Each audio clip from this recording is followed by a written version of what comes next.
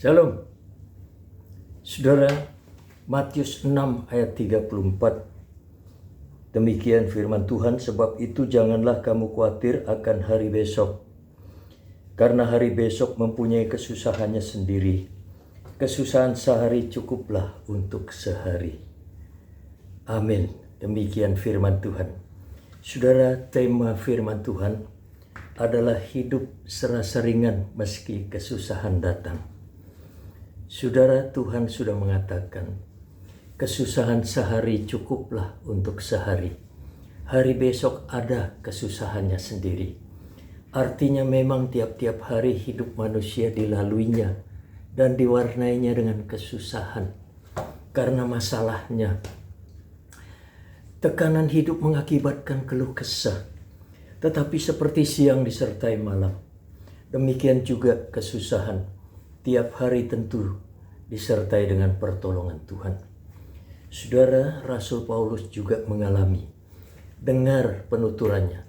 Selama kita hidup dalam kemah ini atau dalam tubuh ini, maka kita mengeluh karena beratnya tekanan hidup. Jadi sepanjang manusia hidup di bumi, ia tidak akan henti-hentinya memikul beban persoalan atau kuk dan mengeluh. Namun demikian, saudara, kita sangat bersyukur kepada Yesus Kristus Tuhan kita yang telah dan sudah sangat berkorban segala-galanya bagi kita, memikul kesengsaraan hidup kita di kayu salib, sehingga beban-beban masalah atau kuk hidup kita menjadi amat ringan dan enak. Saudara masih ingat Tuhan berkata, pikulah kuk yang kupasang, sebab kuk yang kupasang itu ringan dan enak. Saudara-saudaraku, karena kepada setiap orang tebusan, setiap orang yang percaya, begitu dia beriman kepada Tuhan, maka Tuhan tempatkan dia dan masuk dalam proses didikan guru. Setiap hari menjadi salah satu cara Tuhan, cara guru memproses murid supaya bertumbuh, sehingga inilah maksud daripada perkataan pikulah salib tiap hari. Saudara-saudaraku, kesusahan dipakai Tuhan untuk pertumbuhan iman kita. Kesusahan tiap hari jadi sarana Tuhan untuk melatih otot-otot iman kita. Saudara-saudaraku, berarti persoalan kemarinlah yang melatih iman kita dan membentuk otot-otot kita kuat dan tegar sekarang. Sehingga pertumbuhan demi pertumbuhan terjadi setiap hari. Demikian firman Tuhan. Haleluya. Bila saudara telah memahami bahwa kesusahan ternyata menghasilkan perubahan sikap pandang kita kepada Tuhan. Dahulu aku kerap mengeluh, kini aku lebih suka bersyukur. Sebab ketika aku susah, Tuhan menolong aku. Saudara, kita akan semakin memahami. Dan kini kita mulai memandang masalah hidup sebagai partner yang mendorong kita untuk lari kepada Tuhan. Mengadu, curhat di dalam doa. Saudara-saudaraku, akhirnya kita mulai terlatih bersandar kepadanya dan ucapan syukur karena hidup jadi ringan. Saudara-saudara harus ingat, dunia ini lembah air mata. Semakin nyata hari-hari ini keluhan orang di sana sini, siapapun dia.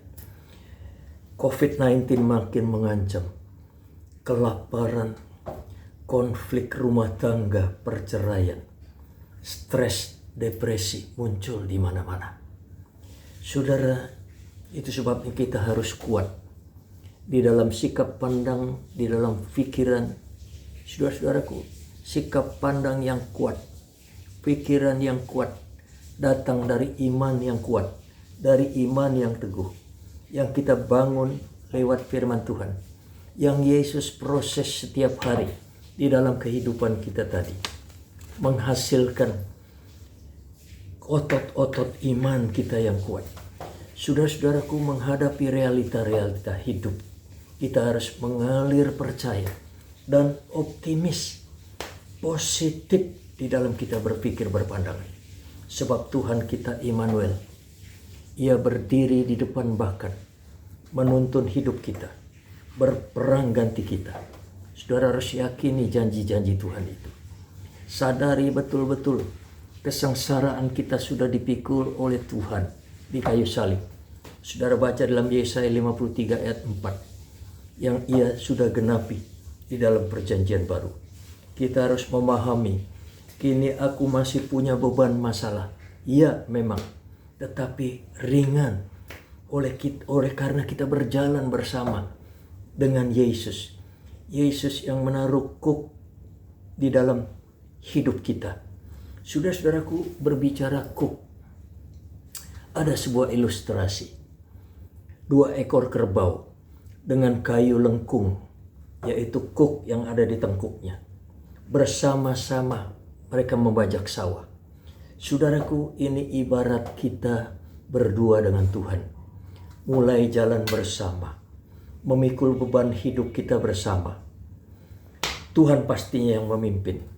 Sementara Tuhan berjalan ke kanan, tetapi kita mau ke kiri, maka tentu saja yang terjadi beban di tengkuk jadi menekan berat, sebab tarik, menarik. Saudara-saudaraku, Tuhan pimpin jalan hidup kita, tetapi kita mau jalan dengan cara kita sendiri. Maka itulah yang terjadi sekarang pada hidup kita. Beban itu berat dan kita kemudian mengeluh. Saudara-saudaraku, sadari bahwa kita adalah barang milik Tuhan. Sebab kita telah ditebus dan dibeli dengan harga yang mahal. Sudah lunas dibayar oleh darah Yesus yang tumpah di Kalvari. Saudara-saudaraku, etikanya Tuhan berkuasa, kita menjadi miliknya. Kita harus ikut cara Tuhan. Kita tidak punya hak lagi atas diri kita. Saudara-saudara yang dikasihi Tuhan, kini kita mulai memahami processing hidup yang tumbuh berbuah tiap-tiap hari, berlangsung setiap hari. Itulah proses Tuhan. Tiada hari tanpa masalah. Sebab disitulah terjadi pertumbuhan iman. Cara pandang kita sangat menentukan. Optimisme atau pesimisme.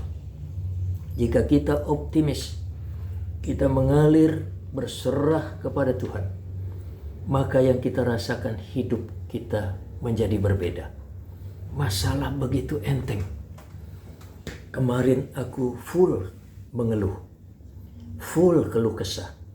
Sekarang penuh dengan ucapan syukur. Bibirku penuh mengucap syukur.